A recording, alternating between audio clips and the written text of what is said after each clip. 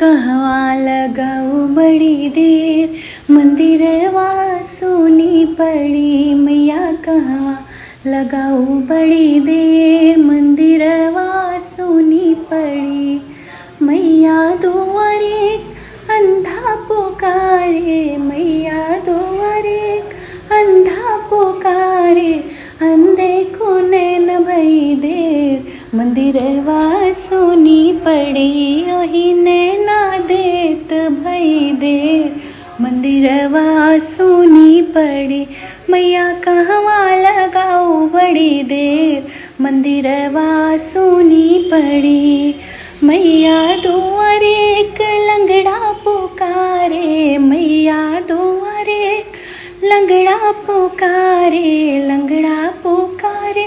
हो पैराए मांगे, पैर देत भई देर, मंदिरवा सुनी पड़ी। ओही पैर देत भई देर, मंदिरवा सुनी पड़ी। मैया कहवा लगाऊ बड़ी देर, मंदिरवा सुनी पड़ी। मैया कहवा लगाऊ बड़ी देर, मंदिरवा सुनी पड़ी। मैया दुआरे एक बाजिन पुकारे, बाजिन पुकारे। हो बालक मांगे, मैया दुआरे एक बाजिन पुकारे, बाजिन पुकारे।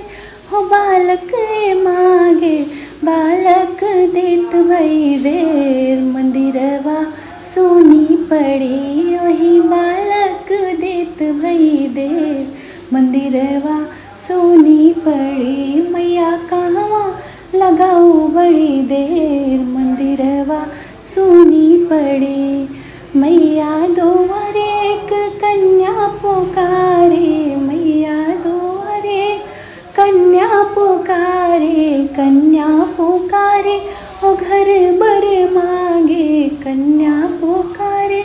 ओ घर बर मांगे, घर बर देत भई देर, मंदिरवा सुनी पड़ी। ओहे घर बर देत भई देर, मंदिरवा सुनी पड़ी।